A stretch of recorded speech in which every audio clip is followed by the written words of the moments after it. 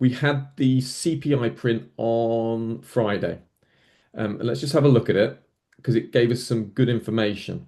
Um, Now, obviously, where is it? Hang on. Yeah, obviously, what the um,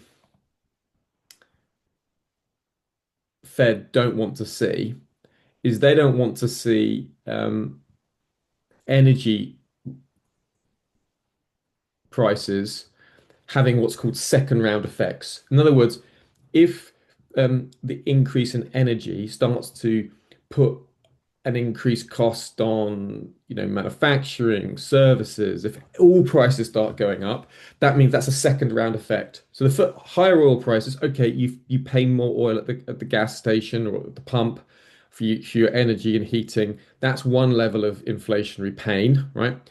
But a second round effect is when companies say, well, we've been paying more on our heating, electricity. We're going to have to start, p charging more for our somewhat unrelated services. It's not obviously related to oil, but because we use oil, then that means our services go up. That's second round effects.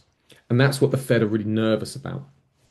And what this tells us for now is that second round effects aren't being felt. I'll just unpick that for you. So you see the headline CPI 3.3% as expected, month on month 0.9%. Okay, as expected. But it's the core reading that is reassuring. This excludes food and energy prices. And if you notice, look towards the low end, month on month towards the low end. So that means when you exclude food, um, inflation is not being seen in those core prices. Let me just show you here. So, okay, you look at that, the inflation spiking up, you think, oh my goodness, this is awful, right? 3.3%, oh, 0.9%, this big spike in inflation. Yes, that is concerning. But then the second round effects, this is the core inflation, look month on month, right? In line with recent prints and core inflation month on month, right? In line with recent prints. So the year on year, 2.6%, right, in line with what we had since November, and month on month, like in line since what we've pretty much had, from February last year.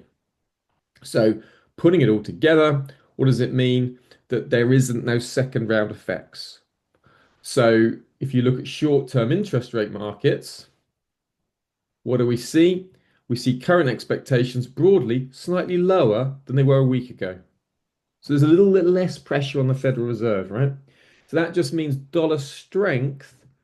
That's part of the reason why we haven't seen dollar strength just rush in as soon as these uh, negotiations broke down.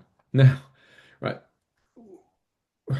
Um, Now, when I'm saying all this, it makes it you make it sound easy, right? It's not easy, and there's still risks here.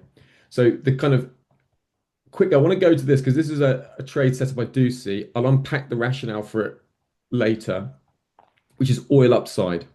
And this is based on the fact that the US are going to be blocking the Iranian ports. That's less oil supply to market.